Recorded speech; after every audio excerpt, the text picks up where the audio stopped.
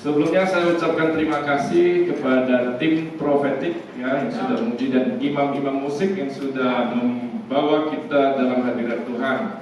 Dan terima kasih buat Bapak Gembala tempat ini yang sudah mempercayakan saya untuk menyampaikan firman Tuhan pada hari ini. Salam semuanya. Kalau mungkin ada yang saya lihat banyak yang belum saya kenal ya. Mungkin saya boleh memperkenalkan diri lagi.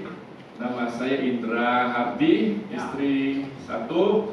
Ya, pastinya satu ya, istri hari ini Bu Larissa tidak hadir karena beliau harus menemani, menjaga mama mertua saya, itu mamanya sendiri, yang saat ini dalam kondisi kurang sehat, seumur 85. Jadi harus makan pakai selang dan sudah tidak bisa bergerak. Jadi sadar sih, semua masih dalam keadaan kurang sehat. Jadi dia bisa hadir, ya, anak saya 2, Pensia dan Pian. Dan segenap Tuhan bulan depan akan menikah Pensia juga dengan Hadi ya, calon saya. Jadi saya bersyukur kepada Tuhan, dan saya juga terpercayakan untuk melayani di gereja cabang kita juga, GBI Citra Family. Dari gereja GBI Citra Family yaitu di GBI Citra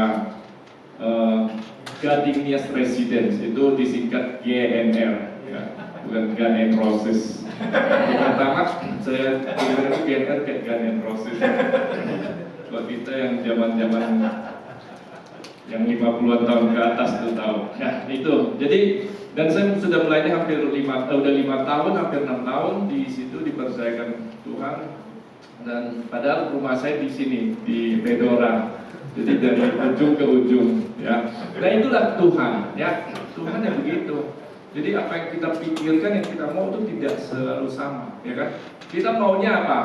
Pekerjaan yang dekat, pelayanan yang dekat, kan gitu ya. Memang benar, Anda bilang lebih baik melayani di daerah yang lebih dekat dari rumah misalnya. Tapi ada saatnya Tuhan izinkan kita untuk ya boleh jauh-jauh lah. Seperti saya di sini pelayanan di Kelapa Gading, Pak Yakub di Citra 1 pelayanan di sini, ya. Tuhan biarkan kita belajar untuk setia aja, ya kan? Kita belajar taat karena ya kita nggak tahu rencana pokok, kita jalanin aja, ya gitu. Dan saya bersyukur. Tapi tadi pagi saya dapat berita yang kurang menyenangkan. Ternyata di Jakarta sekarang lagi banjir ya, banjir semua. Dan saya sudah mengalami waktu 2-3 tahun lalu pas COVID, sebelum COVID dan sesudah COVID itu hujan deras seperti ini. Pas minggu 2 kali 3 kali, pernah sekali sama Pak Sutanto. Saya mau ke gereja nggak bisa, mobil saya kan mobil kecil kalian, itu nggak bisa lewat. Tapi pernah sekali saya terobos. Puji Tuhan bisa sampai, pulangnya harus nunggu ya sampai nggak sore baru bisa, karena airnya nggak surut-surut. Dan hari ini tadi pagi saya dengar begitu lagi, dan saya bukan mengucap syukur atas hal itu, tapi saya mengucap syukur kok saya bisa dikasih Tuhan melayani di sini gitu loh. Kalau saya hari waktu Ibu Novi tanya saya tanggal 18 bisa nggak? Nanti saya kabarin ya. Saya secara manusia udah mau pikir bulan depan aja saya melayani. Tapi ada suara yang udah hari ini ya kan 18 waktu 2 minggu lalu. Saya bilang ya udahlah, saya WA Bu. Oke, siap. Dan herannya ya itulah Tuhan kita baik. Pembicara yang kan kita pagi dan sore ibadah. Pembicara paginya yang hari yang jam 9 itu Pastor Pars, itu orang itu sih yang apa, Nigeria, Afrika lah gitu. Dia melayani di situ dalam, tapi sering kita undang.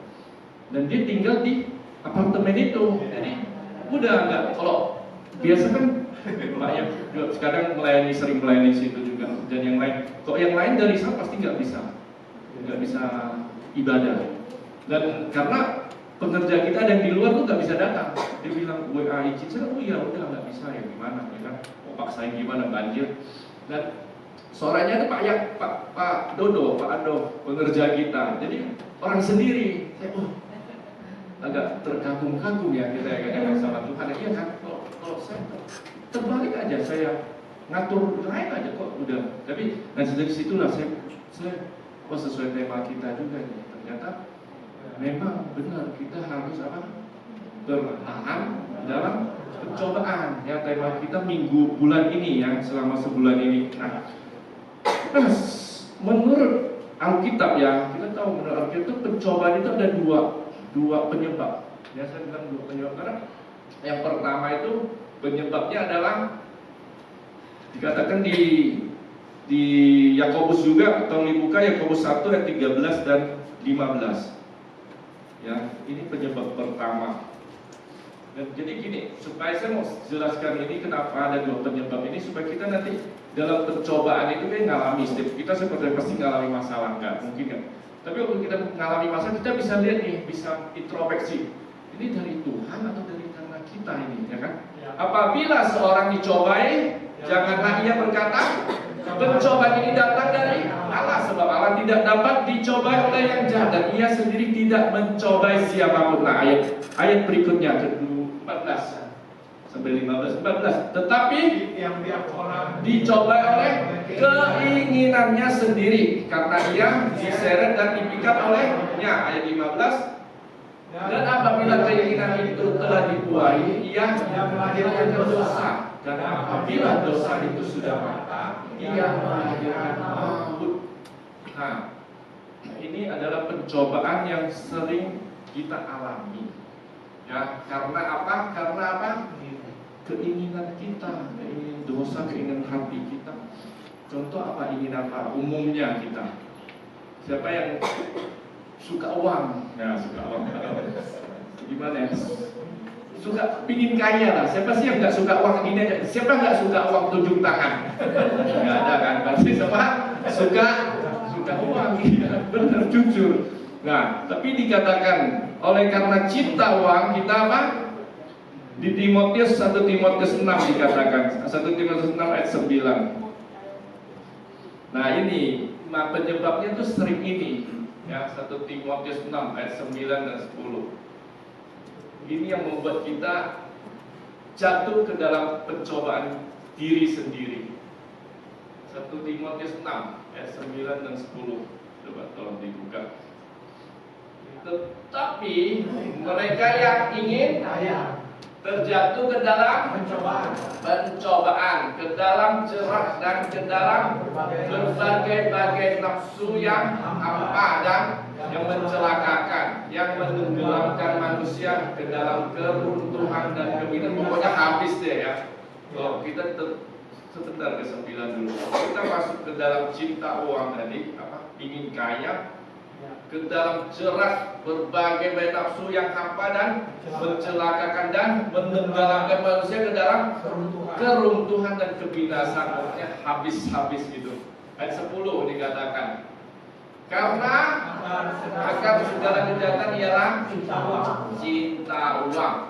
Sebab oleh memburu uanglah beberapa orang telah menyimpang dari iman dan menyiksa dirinya dengan berbagai. Ini kalau di Alkitab siapa? Contohnya paling jelas kita semua tahu, pasti tahu, yaitu Yudas Iskariot ya. Dan sebagai kenapa gini? Kita sering bertanya, kok ada Tuhan tahu nggak Yudas itu mengkhianati dia? Tahu kan? Kenapa Tuhan izinkan? Kenapa itu terjadi gitu loh? Kenapa nggak orang lain aja? Kenapa muridnya? Ya, karena apa? Ini sebagai apa? Alkitab ini menuliskan kisah semua nabi, ya, contoh-contoh itu sebagai teladan, sebagai peringat buat kita. Ya, jadi ini sebagai bukan teladan, sebagai contoh, peringatan buat kita bahwa siapapun nggak kebal terhadap yang namanya cinta uang itu. Ya, karena tadi saya tanya, siapa yang nggak suka uang? Semua suka, ya kan? Karena kita tahu memang uang bukan segalanya, tapi segalanya perlu uang. Anak saya segalanya perlu uang, tapi bukan hal yang harus perlu uang, perlu bekerja, tapi jangan sampai mengumpulkannya itu ya ingin kaya lah gitulah ya ngomongnya, ingin kaya pokoknya. Jangan sampai kita ingin kaya. Kenapa? Karena kata Tuhan tadi di ayat 9 dikatakan, balik saudara. Tetapi mereka ingin kaya, terjatuh dan benar. Ya, kita lihat banyak pejabat-pejabat, heran nggak? Andai nggak coba kita pikir, mereka kaya nggak pejabat-pejabat yang korupsi, ya, yang ketangkap KPK lah, yang korupsi banyak, yang ketangkap kan sedikit, yang ketahuan sedikit. Nah, yang ketahuan ini, waktu dia ketangkap tuh kondisinya itu orang sebelum dia korupsi itu dia orang kaya atau orang miskin? Kaya sekali, tapi kok lakuin lagi? Kan itu pertanyaannya. Jadi bukan kenapa, boleh kaya nggak? Boleh. Ya, jangan salah ya, saya nggak bilang orang anak Tuhan nggak boleh kaya. Boleh kaya, boleh. Tapi jangan ingin kaya. Apa sih beda? Ingin kaya itu nggak cukup. Kalau ingin kaya itu kita terikat dengan keinginan ini. Pingin kaya terus pingin uang, cari uang. Udah ada uang, udah 1 miliar, pingin 2 miliar. Udah punya 2 miliar, pingin 3 miliar. Udah 3 miliar, pingin 10 miliar. Ini ingin kaya, gitu loh. Jadi, maka kenapa? Nah ini terbukti. Dan kita lihat ya orang-orang di luar situ. Nah itu orang ingin kaya. Mereka terjerat. Udah kaya, kenapa harus korupsi lagi sih? Karena udah terjerat. Ini jerat iblis. Mengapa? Karena Tuhan udah tahu sifat manusia begitu. Jadi makanya sekarang mulai hari ini kita tahu. Ya kita kan bukan pejabat atau bisa, tapi di dalam pekerjaan kita semua. Bukan cuma uang, korupsi, ya. Mungkin bisa korupsi apa? Waktu. Nah, korupsi waktu. Kalau kita bekerja, ya bekerja yang baik, ya kan, jujur gitu. Gampang nggak kalau ada yang tawaran, apalagi kita yang proyek, yang main apa, kontraktor, ada kontraktor sini mungkin. Kalau ada ya apa? Gitu. Bukan semua juga, umumnya kan, umumnya nggak semua. Ada yang kadang ya, saya karena pernah saya ikut teman dulu gereja, dia kontraktor besar, sampai saya ikut bagian ini maintain aset sampai ke pemerintahan, itu harus ini dulu, kasih dulu, baru gol, baru diizinin. Nah itu yang Tuhan nggak mau terhadap apa yang kita alami. Kalau itu terjadi sama kita, ya secepat ya, karena ini belum awalnya. Kalau itu terjadi sama kita, ya kita harus bertobat. Ya, jangan sampai kita mengalami pencobaan itu karena perbuatan kita. Gitu loh. Bukan cuma ini, banyak hal yang sifat iri hati, dengki. Ya, kalau kita yang kerja, ya kerja atau lihat sini banyak guru-guru ya. Atau rekan di mana pelayan Tuhan di sini, ya. Kita selalu ingatkan pelayan di gereja kita. Jangan sampai kita iri hati, dengki sama rekan kerja kita. Ada yang cepat dipromosin, ada yang. Karena kenapa? Anugerah Tuhan itu berbeda buat setiap kita. Itu yang harus kita ketahui. Anugerah Tuhan itu berbeda. Contohnya saya, Bapak ya. Anugerah Tuhan itu kita berbeda. Tidak bisa iri hati itu kan gini. Ih, kok dia ya yang dipromosi, kok bukan saya, atau kok dia diperhatiin, kok dia disukai orang, kok dia lebih baik dari saya. Itu menjadi bagian introspeksi kita. Nah, dan menjadi catatan buat kita harus ingat, jangan sekali kita membandingkan orang lain dan diri kita. Karena anugerah itu berbeda. Dan dia bilang, aku mau memberi kepada siapa yang aku beri. Jadi artinya kita nggak bisa langsung. Jadi mohon maaf kalau ada yang kita lihat, kalau ada yang tetap udah usaha gimana, tetap kehidupannya biasa-biasa terus. Tapi ada yang kok kayak gampang gitu, diizinkan untuk bisa berhasil ataupun ini udah, karena anugerah itu kan berbeda buat setiap kita. Amin. Nah, oleh karena itu, kalau kita tahu hal ini dalam pelayanan, dalam pekerjaan, bahkan dalam rumah tangga, ya dalam rumah tangga juga terjadi. Kalau ya orang tua sama anak, sama menantu, sama mertua, sebaliknya sama keluarga di rumah, nah, itu bisa terjadi, sering terjadi, ya kan? Keirian hati, dengki, atau kecewa, atau luka, atau apa istilahnya, kecewa, atau merasa penolakan, itu bisa terjadi kembali. Tapi kalau kita mengerti hal ini, bahwa anugerah Tuhan setiap kita itu berbeda, dan kita diciptakan untuk melengkapi yang di dalam keluarga itu. Kita akan menghadapi masalah, pencobaan masalah dalam keluarga dan dimanapun itu berbeda. Amin. Oleh karena itu, mari kita harus melihat apapun yang terjadi dalam hidup kita sesuai firman Tuhan. Baik, oke, kita lanjut. Oke, ini karena pencobaan karena manusia. Nah, yang mau saya sampaikan yaitu yang kedua ini, pencobaan atas izin Tuhan. Kita buka di Ayub 1 ayat 1. Nah, ini sering mungkin kita sudah tahu lah semua, tapi saya ingin memastikan aja bahwa firman Tuhan itu menuliskan begitu. Ayub 1 ayat 1 yang dikatakan, mungkin semua pasti tahu ceritanya, tapi saya mau tekankan bahwa ini atas izin Tuhan.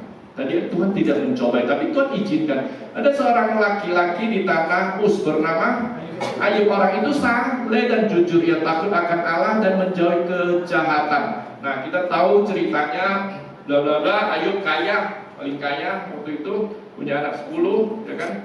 Ternak hewannya semua banyak. Tapi di ayat ke-11 dikatakan, buka di ayat 11. Nah, atau 10 dulu lah. 10 dulu. Nah, ini adalah, kalau kita baca ayat sebelumnya itu percakapan iblis dengan Allah, ya.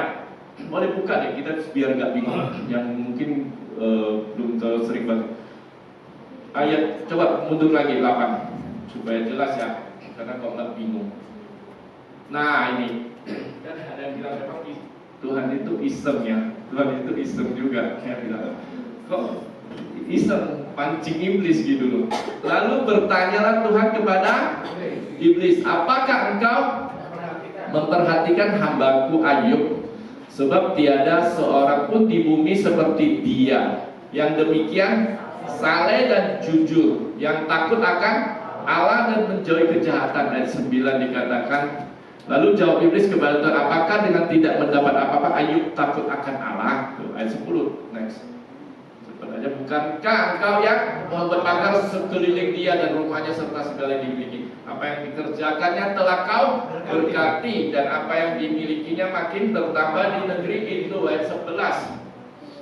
Tetapi ulurkanlah tanganmu dan janganlah segala yang dipunyainya, ia pasti mengutuki engkau di hadapanmu. Ayat 12. Nah, maka firman Tuhan kepada iblis, nah, segala yang dipunyai ada dalam kuasamu, hanya janganlah engkau mengulurkan tanganmu terhadap dirinya. Kemudian pergilah iblis dari hadapan Tuhan. Nah, Tuhan ini bilang iseng juga ya, tapi bukan. Tuhan tuh udah tahu Ayub itu bakal berhasil kalau dicobai iblis. Maka Tuhan sengaja memancing iblis untuk mencobai. Karena Tuhan dikatakan apa? Enggak bisa, Tuhan nggak bisa mencobai kita manusia. Karena dia tidak bisa dicobai. Tapi dia pakai iblis untuk supaya gini. Nah, kisah Ayub ini menjadi teladan buat kita, dan ini kisah nyata bahwa kalau dia sungguh fokus kepada Tuhan dan benar taat kepada Tuhan, dan dia tetap bertahan dalam pencobaan. Kita tahu kisahnya Ayub mengalami apa? Mengalami namanya apa? Multiplikasi. Walaupun anak hilang 10, tapi dikembalikan 10, ya kan? Ternak semua dilipat gandakan. Nah, itu. Nah, kita tahu kisah ini. Jadi dari kisah ini kita tahu bahwa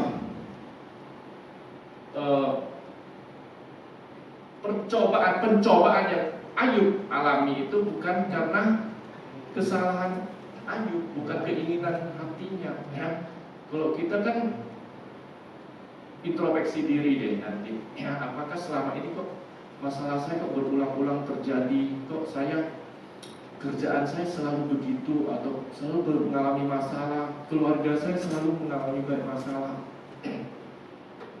rumah tangga saya, pelayanan saya, dimanapun saya kok masih banyak mengalami masalah. Mari kita introspeksi diri, ya. Apakah ini pencobaan yang Tuhan izinkan, atau pencobaan karena kesalahan kita sendiri, keinginan kita sendiri?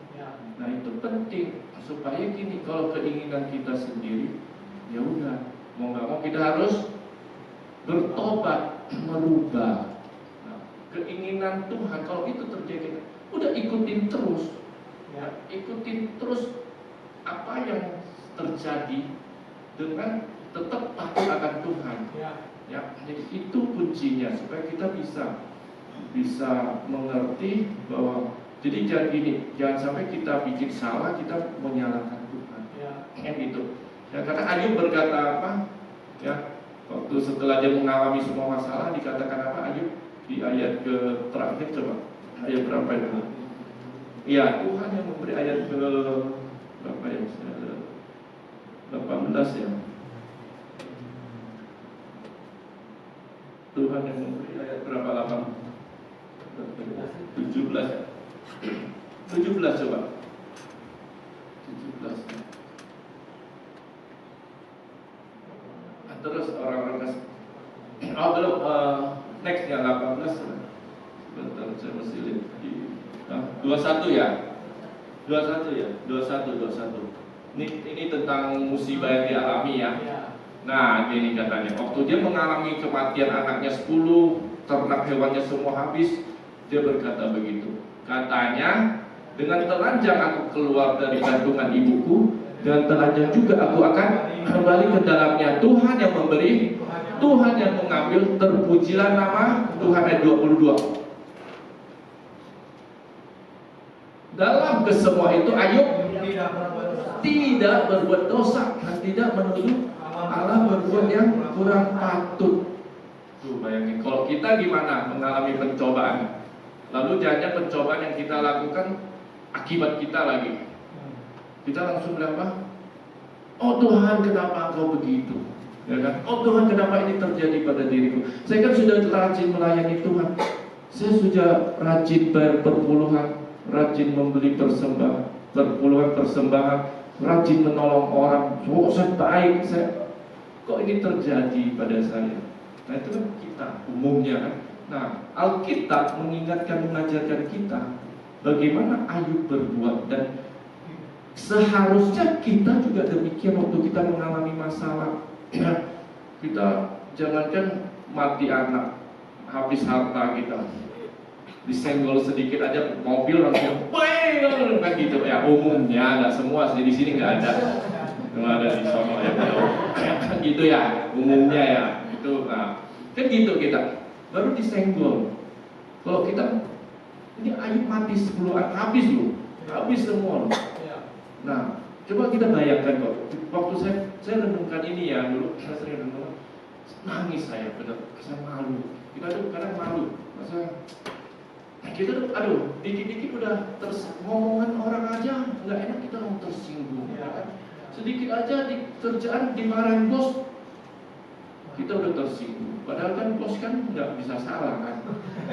Bos kan gajinya tuh plus marah itu ya, gimana sih? Udah gajinya tuh udah termasuk yang dimarahin, mau kamu bener mau kamu salah udah diem aja kan gitu. Tapi kita mau tersinggung, langsung marah, emosi, gitu Pak Ayub. Ya itu maksudnya, nah itu kita tuh jauh langit dan bumi. Ya. Jadi apa yang kita bisa banggakan? Nggak ada. Ya. Oleh karena itu hari ini Tuhan ingatkan kita, yuk mari kita bersikap sedar. Tapi gini, jangan takut. Nanti saya bersiap itu, nanti saya ngalami hal-hal seperti Ayub. Enggak, saya bilang enggak. Kenapa?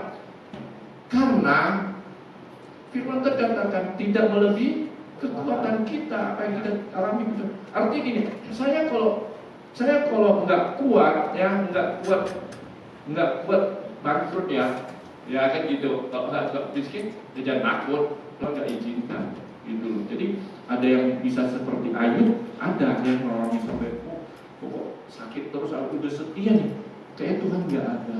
Bukan, justru Tuhan tahu kekuatan kita. Jadi jangan takut seperti Ayub, pokok berbuat sedemikian baik seikut Ayub, tapi jangan takut akan mengalami hal yang seperti Ayub, karena Tuhan tahu kekuatan kita. Amin.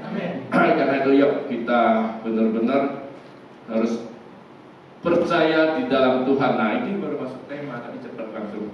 Berbahagia, Yakobus 1 ayat 2, 3 ya. Yakobus masuk ke temanya tadi, tapi ini akan cepat ya. Jadi kita baca sama-sama apa? Yakobus Yakobus 1, 2, 3. Sebab jika bukan Yakobus 1 ayat 1, 2 dan 3, sorry. 2 dan 3. Ya, tema kita 2 dan 3, bukan 2, 3. Ya, oke. Saudara-saudaraku, anggaplah sebagai suatu kebahagiaan apabila kamu jatuh ke dalam berbagai-bagai pencobaan. Stop dulu ini. Nah, yang ini, ya ayat ini Tuhan tuliskan, yaitu pencobaan yang diizinkan Tuhan, ya. Nah, makanya dikatakan anggaplah sebagai suatu kebahagiaan. Jadi tadi saya sudah jelaskan, pencobaan itu ada dua. Satu karena kesalahan kita, keinginan daging. Satu karena Tuhan. Nah, ini ayat ini adalah berbicara tentang pencobaan yang kita alami karena seizin Tuhan, ya. Jadi bukan pencobaan yang kita lakukan, yang kita alami karena kesalahan kita, ya. Jadi supaya sebagai suatu kebahagiaan. Nah, makanya kita harus anggap bahagia. Contohnya apa? Contohnya kalau kita ya tadi itu udah rajin beribadah, rajin lah semua udah benar sih jalan kita. Kita bisa sakit nggak? Masih bisa kan? Gitu. Kok Tuhan, atau mohon maaf kalau ada yang sampai sakitnya kayak agak berat gitu. Nah, kok kita jadi kita waktu kita tahu ini dari Tuhan, kita harusnya apa? Mengucap syukur karena gini, Tuhan turut. Ini Roma 8:28 ini ayat favorit saya. Benar-benar ayat favorit yang memberi saya kekuatan. Boleh dibagi sebagai ayat emas kita. Roma 8:28 kita buka dulu. Ini favorit saya. Tuhan turut bekerja dalam segala hal, bukan cuma satu, segala hal. Untuk apa?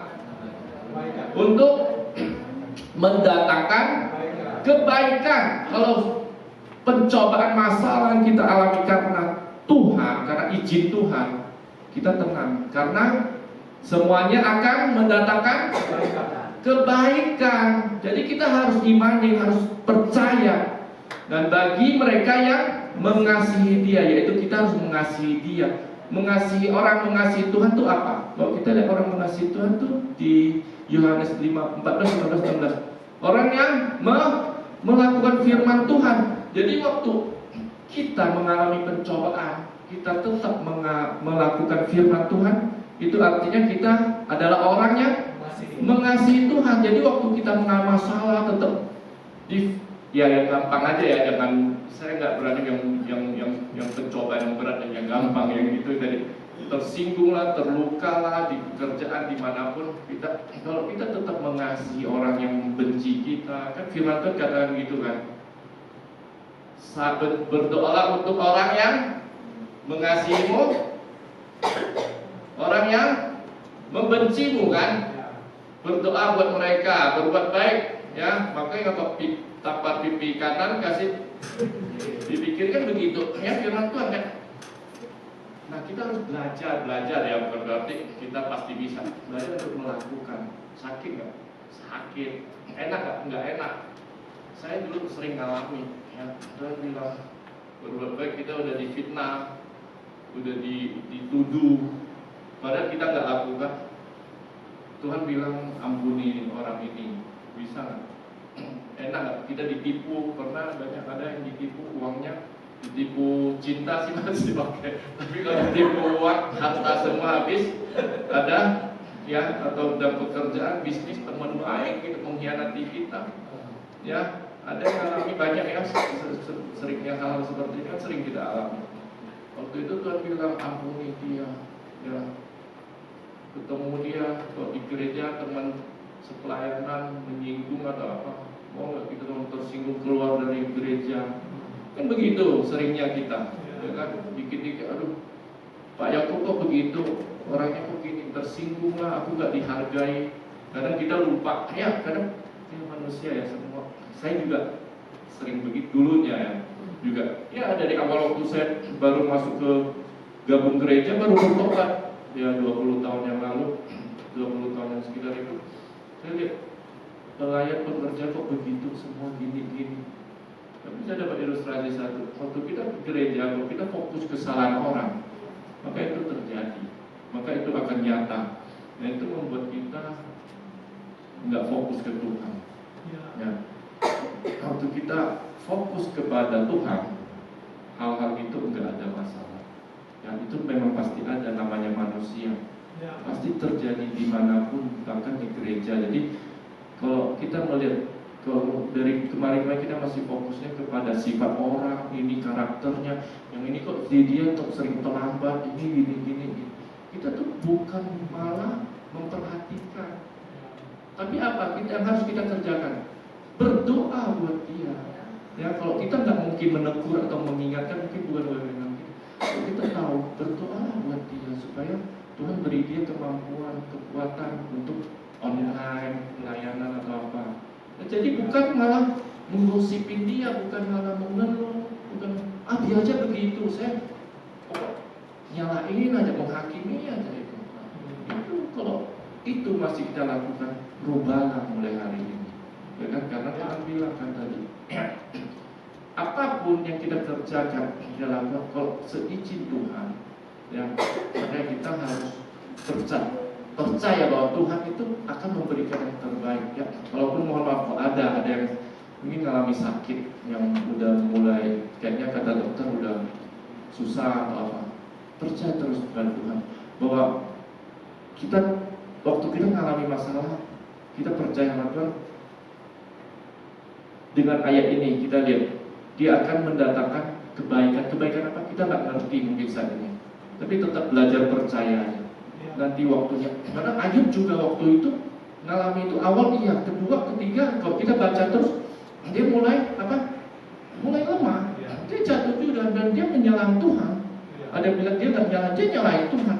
Tapi ayat terakhir 40-an bab terakhir, Ayub apa bilang? Oh sekarang saya baru tahu, saya baru melihat, saya baru merasakan apa yang orang katakan dulu. Sekarang dia rasakan kebaikan Tuhan. Oke? Kalau waktu kita sedang mengalami pencobaan saat ini, percayalah kalau kita tetap dalam jalan Tuhan, semua ini akan mendatangkan kebaikan. Amin.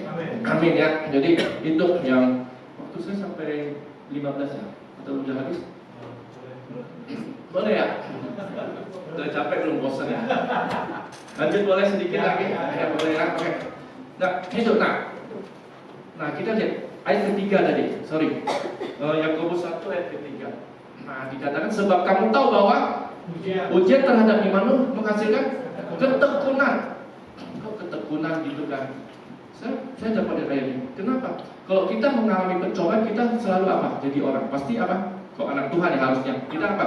Cari Tuhan berdoa sungguh-sungguh dong ya kan. Kalau umpama mengalami masalah apapun, ekonomi apapun, kita harusnya cari Tuhan, bukan ke dukun. Ya, tapi ada betul, semoga ini nggak ada di sini ya.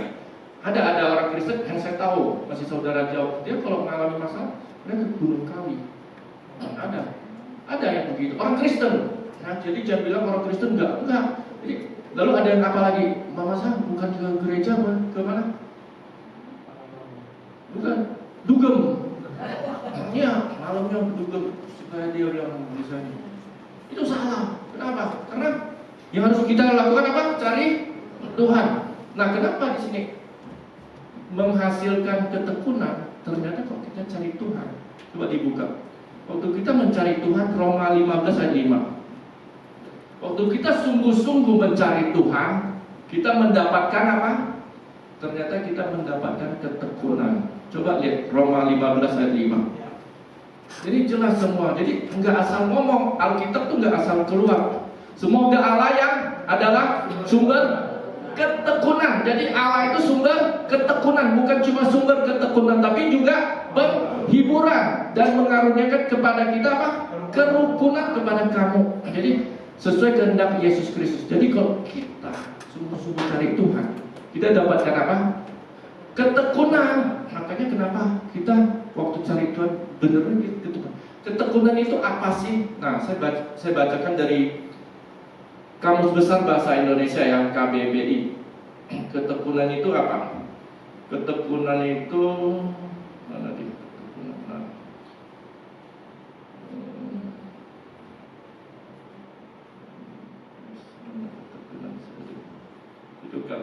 Ketekunan itu perihal tekun, jadi kegigihan dan kesungguhan ya.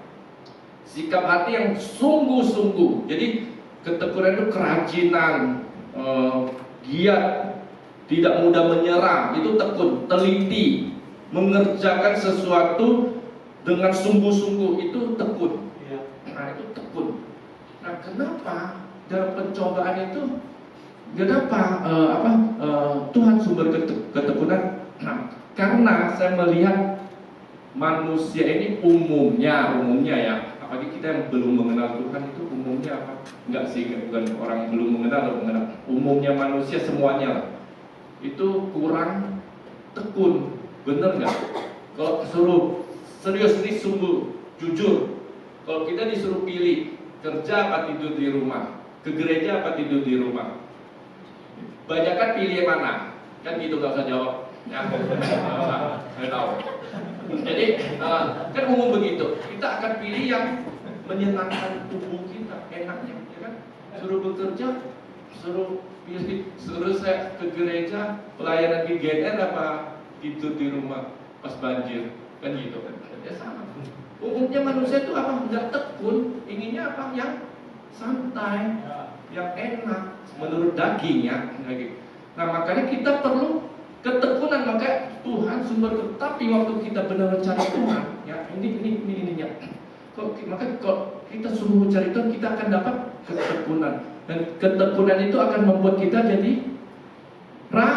rajin apapun. Ya, kok saya ngerti ini karena saya ngalami dulunya, gitu. Dulunya kan nggak tekun, nggak perlu kerja, nggak perlu toto. Waktu mengalami Tuhan, nah maka kesaksian saya sering saya bisa kerja yang berat, AC gitu, bisa. Orang bingung, saya juga bingung. Oh, saya bisa, ya, ketekunan itu turun ke atas saya. Iya, ya kan? Saya benar, orang, semua saudara saya, cici saya, semua pertama waktu saya bilang, waktu itu saya baru bertobat. Lalu Tuhan bukakan jalan, saya udah AC 20 tahun yang lalu gitu. Dan saya, mohon maaf, dari dulu nggak pernah susah hidupnya, serius percaya nih.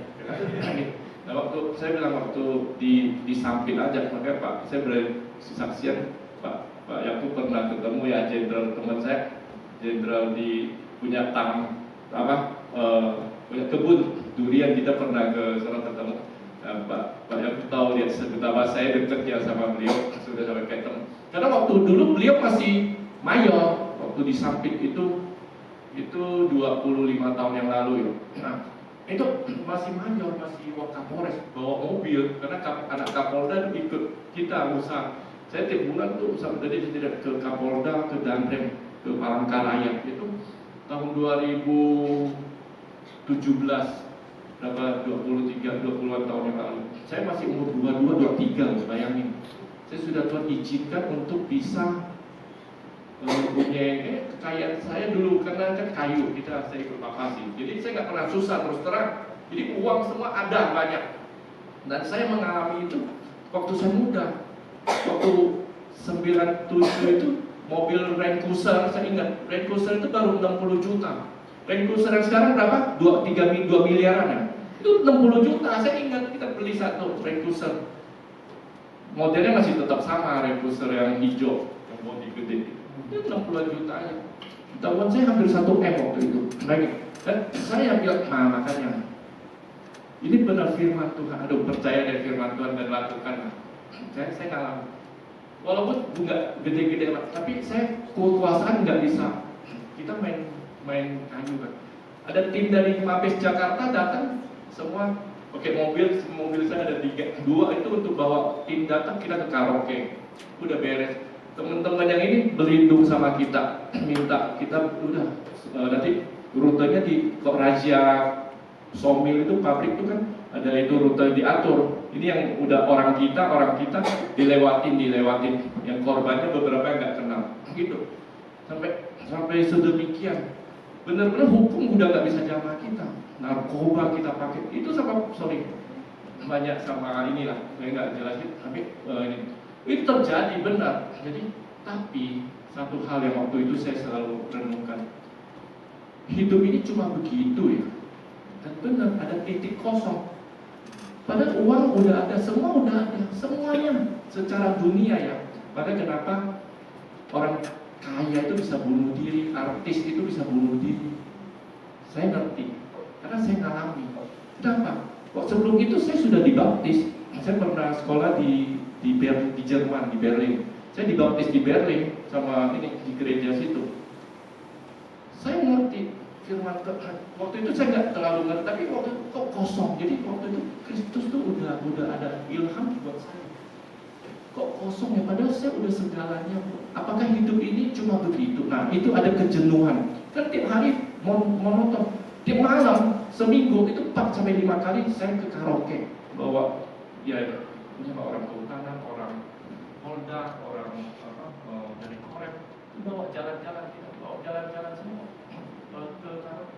Itu kan secara daging itu enak, tapi kalau kita lakukan itu terus rutin, yang bertahun-tahun itu jenuh. Nah, kenapa orang kaya, orang terkenal itu bisa bunuh diri, narkoba sampai overdose? Kan itu kosong. Apa? Enggak ada Tuhan, enggak ada Kristus di dalam kita. Jadi percayalah Bapak Ibu Saudara sekalian, ya kalau mau kejar dunia sia-sia, firman Tuhan katakan, dan saya saksinya, saya ngalami. Jadi sia-sia. Kok kejar kaya-kaya, makanya mohon maaf ya, yang tadi awal saya bilang banyak yang tertangkap korupsi itu bukan orang miskin, orang kaya semua. Jadi kalau kita sedang mengalami dalam kehidupan kan, udahlah kita hidup untuk Tuhan, sungguh-sungguh dulu. Tuhan akan angkat. Kalau kita perlu dipromosi, Tuhan akan promosi. Kalau Tuhan kita akan. Karena kenapa? Damai sejahtera yang Tuhan berikan itu melebihi emas, perak semuanya. Percaya sama saya. Amin. Jadi oleh karena itu, yuk kita sungguh-sungguh cari Tuhan. Ya. Jadi jangan cari dunia lagi. Sekali-sekali daging itu pasti naik. Tapi ingat firman Tuhan pada hari ini. Sia-sia apa yang kita kerjakan. Karena saya ngalami. Bukan saya cerita. Karena Pak Yakub ada melihat gimana hubungan saya dengan teman jenderal itu. Kalau saya cerita panjang lebar itu. Dan dahsyat, saya bilang dahsyat, cukup dahsyat waktu itu. Buat umur saya seumur 22-23 waktu itu. Jadi, oke, yuk kita mari sungguh. Makanya saya ngalami Tuhan, saya benar, firman Tuhan, iya dan amin. Udah paling benar lah. Iya dan amin, kebenaran. Nah, jadi jangan kita sia-siakan. Hari ini kita mendengar firman Tuhan, ya. Kalau kita sedang dalam pencobaan apapun, tetap datang kepada Tuhan aja. Satu-satunya cara. Dan tidak ada cara lain. Itu aja. Dan kita jalan sungguh-sungguh, Tuhan akan buka jalan satu dan satu. Saya melihat Tuhan, kalau kita satu demi satu Tuhan bukakan. Semuanya Tuhan akan bukakan dan Tuhan akan bantu ya. Dan tentu tetap kita mungkin masih ada dalam masalah, tetap ada selama kita hidup. Tapi percayalah Tuhan turut bekerja dalam segala sesuatu untuk mendatangkan kebaikan. Tapi bukan cuma itu, stop. Bagi setiap orang yang mengasihi Dia dan yang terpanggil sesuai rencana dan kehendak, itu yang harus kita alami. Amin. Baik, demikian buat firman Tuhan. Semoga itu boleh menjadi berkat buat kita dan menambah iman kita kepada Tuhan, bahwa Tuhan iya dan amin. Baik, mari saya mengundang tim profetik dan imam musik untuk kita naikkan pujian ini. Kita mau berjanji kepada Tuhan, kita akan tetap setia untuk Tuhan. Amin. Mari kita naikkan pujian ini. Dan pujian ini biarlah menjadi doa kita kepada Tuhan, ataupun iklan kita kepada Tuhan, bahwa kita memilih apapun keadaan kita saat ini, ataupun nanti ke depannya mungkin banyak hal yang tidak baik atau tidak enak untuk kita hadapi, tapi kita mau tetap memilih untuk setia. Mari kita naikkan pujian ini. Dikatakan pada saatnya apa yang kita alami tidak seperti yang kita inginkan, tapi kita tetap mau memilih untuk percaya. Terima kasih Bapa di surga, kalau hamba-Mu sudah menyampaikan isi hati. Biarlah kebenaran ini memerdekakan setiap kami yang mendengar. Kami bukan cuma menjadi pendengar firman Tuhan, tapi kami mau belajar untuk menjadi pelaku firman. Waktu kami mengalami masalah apapun, kami yang pertama yang harus kami lakukan adalah datang kepada-Mu Tuhan. Karena melalui kesungguhan hati kami datang kepada Tuhan, maka Engkau akan memberikan kepada kami ketekunan. Engkau akan memberikan kami penghiburan, karena Engkau sumber ketekunan dan sumber penghiburan itu sendiri. Dan kami percaya apa yang sedang kami alami itu tidak pernah melebihi kekuatan kami.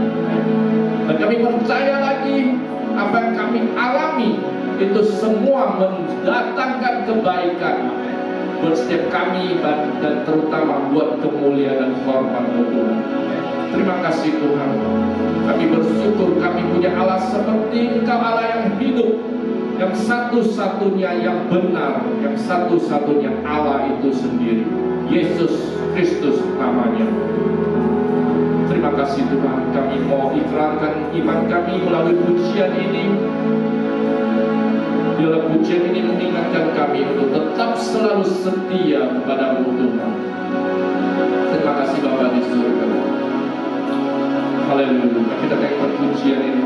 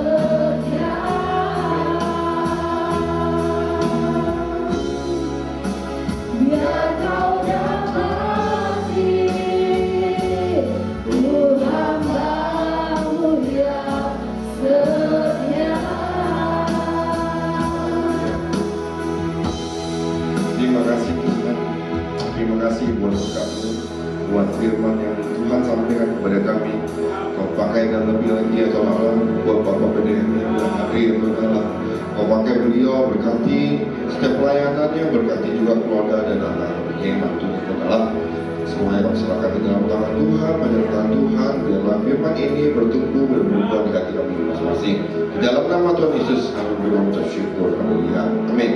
Kami persilakan. Kami mengucap terima kasih banyak buat Bapak dan Indah. Ini apa? Menerima banget buat kita. Orang dari apa? Kalau kita ya cari Tuhan, banyak yang kayak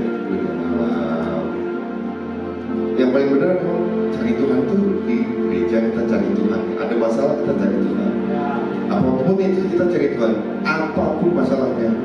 Yang banyak orang sekarang ke dunia malam, ke ini lah.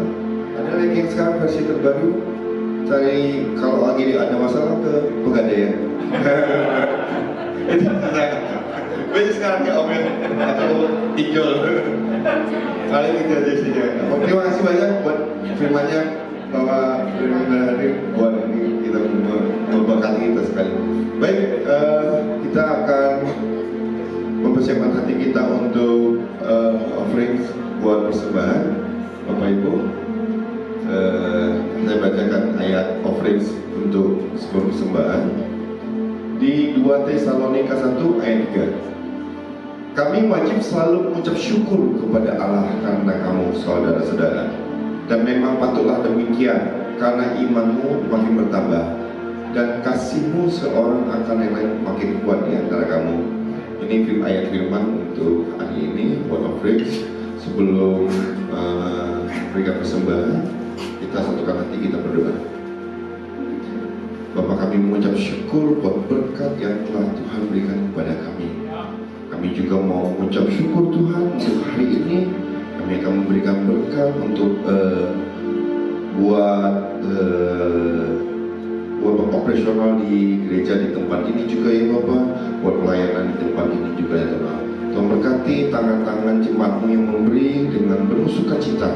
Biarlah nama Tuhan dipermuliakan. Dalam nama Tuhan Yesus kami mengucap syukur. Haleluya, amin. Buat tugas dipersilakan untuk menjalankan persembahannya. Sambil persembahan dijalankan, bisa ditransfer juga ya di rekening gereja di BCA 3999000837. Ini masih atas nama GBC Tersatu, tapi ini rekening gereja pribadi Suparna Sutra. Kita kan nama-namanya memang masih di GBC Tersatu. Oke, lanjut. Untuk pengumuman sepekan, minggu depan kita akan dilayani dengan Ibu Susilawati Haswandi. Kami mengundang Bapak Ibu untuk beribadah kembali di tanggal 25 Januari 2026 di jam yang sama di jam 9. Selanjutnya kami juga menyampaikan untuk ibadah anak-anak atau Aerokid, kalau kita bilangnya Aerokid, ibadah anak-anak itu di setiap jam 11 siang. Kami mengundang Bapak Ibu yang mempunyai anak umur 6 bulan sampai 12 tahun dapat beribadah di tempat kita di lantai 2 ini di jam 11. Selanjutnya ini ibadah anak muda atau remaja, kalau kami bilangnya teens community. Bapak Ibu yang untuk anaknya di umur 13 sampai 17 tahun ya, bisa beribadah di ibadah pemuda atau teens community setiap jam 11 di lantai 3. Ini dilayani dengan Ibu Gembala kita. Ada beberapa pemuda kita di sini yang ikut melayani dan beribadah di gereja. Lanjut. Ini. Kami mengundang Bapak Ibu yang untuk tanggal 25 kita ada acara setelah ibadah fellowship jam 10.30. Jadi setelah ibadah makan-makan asik. Makan-makannya tapi bukan makan berat ya, makan kecil. Makan beratnya itu jam 12 nanti mungkin ada bawa masing-masing, tapi ini makan kecil. Ini kita buat ngejalin fellowship ya. Karena kami komsel kita untuk sementara kita alihkan ke sini. Bukan kita tiadakan, tapi komsel jemaat kita alihkan ke fellowship supaya suasananya lebih erat ya, lebih dekat gitu ya. Sambil makan, sambil ngopi, sambil ngobrol gitu ya. Kami mengundang Bapak Ibu untuk ibadah minggu. Jadi setelah ibadah kita ada acara makan di bawah. Lanjut. Ini nomor gereja atau sekretariat Bapak Ibu yang butuh untuk informasi atau mungkin ada doa atau apa itu, apapun itu, silakan dapat disimpan di 0822 2112 2327. Kita juga terconnecting dengan Instagram sama YouTube. Untuk info-info buat di gereja, Bapak Ibu bisa follow up ke gbcitrafem_di_ss. Juga untuk YouTube kita juga sebenarnya ada beberapa ibadah kita yang sudah kita upload di YouTube. Nanti Bapak Ibu silakan subscribe dan follow. Oke, lanjut. Itu saja buat pengumuman sepekan. Kita persiapkan hati, kita tutup ibadah ini. Mari kita satukan hati, kita berdoa. Bapa, kami mengucap syukur buat ibadah pagi hari ini. Buat firman-Mu, apa yang Tuhan sampaikan, biarlah ini menjadi rema dalam hati kami, dalam hidup kami. Biarlah ini menjadi panduan hidup kami juga, Tuhan. Iman kami semakin dikuatkan, hati kami semakin memuliakan nama-Mu ya Tuhan. Kami mau berdoa buat Bapak PDM Indra, Adia Tuhan Allah, Engkau berkati pelayanan beliau lebih lagi, pakai beliau lebih lagi, berkati keluarganya, berkati setiap pekerjaan dan usaha mereka ya Tuhan. Engkau berkati juga anak-anaknya ya Tuhan. Kami juga mau mengucap syukur Tuhan buat gereja ini Tuhan Allah. Kau berkati juga kepala kami di tempat ini Bapak PDM Yakub Tuhan Allah. Kau berkati Ibu Rahel Tuhan sebagai pendamping, memberkati pelayanan mereka di tempat ini, setiap pekerjaan mereka, setiap usahanya. Kau angkat tangan juga Tuhan Allah buat jemaat-Mu di tempat ini Tuhan Allah. Yang hadir pada hari ini juga Tuhan, Kau berkati jemaat-Mu, khususnya juga yang untuk jemaat-Mu yang tidak dapat hadir pada hari ini. Kami mau berdoa juga Tuhan Allah, apapun kendala mereka, Tuhan Kau memberkati dan melindungi mereka Tuhan. Biarlah mereka dapat bergabung di ibadah selanjutnya di minggu depan ya Tuhan Allah. Kami mau berdoa Tuhan khususnya buat bangsa dan negara kami, buat Indonesia Tuhan Allah. Kau berkati bangsa dan negara kami Tuhan Allah.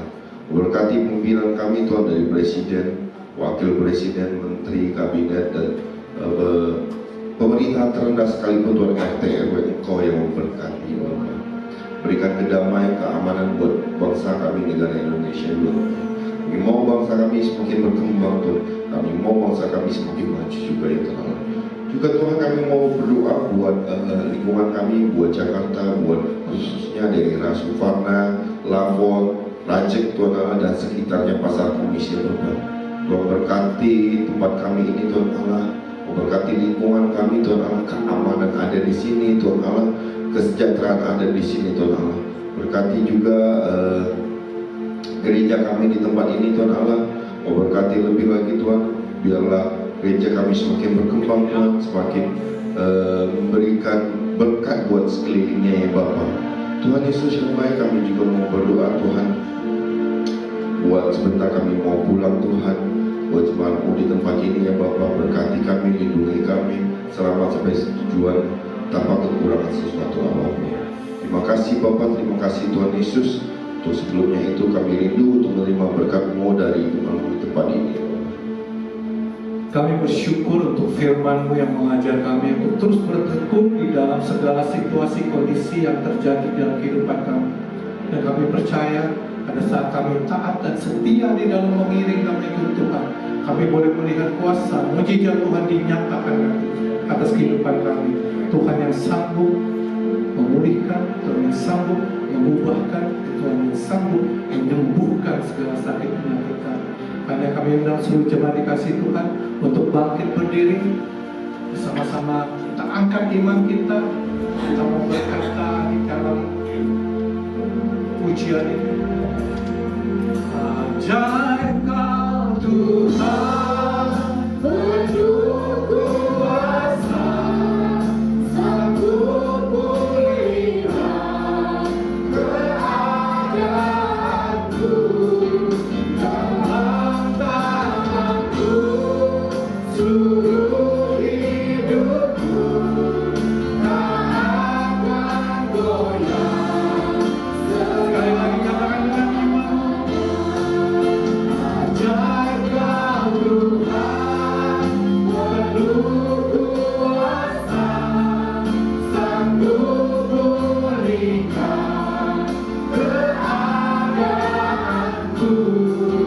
dalam tangan-Mu, seluruh hidupku tak akan goyah selama, takkan goyah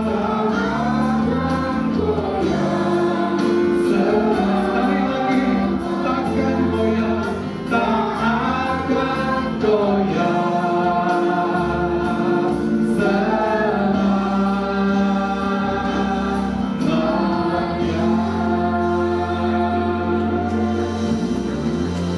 di dalam Kau kami kuat, karena Kaulah sumber kekuatan kami, sumber penghiburan kami.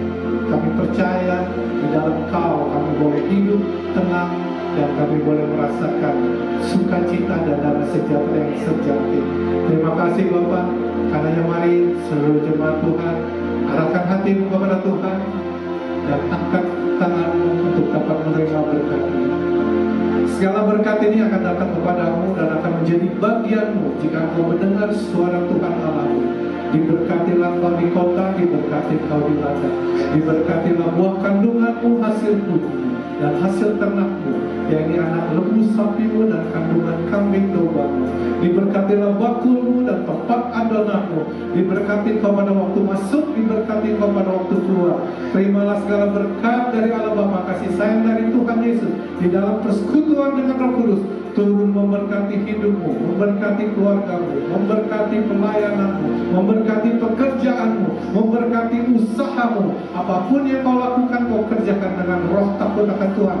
Dibuat Tuhan berhasil dan beruntung. Terima dan sambut seluruh berkat ini dengan penuh ucapan sukacita. Bersama kita katakan, terima kasih Yesusku.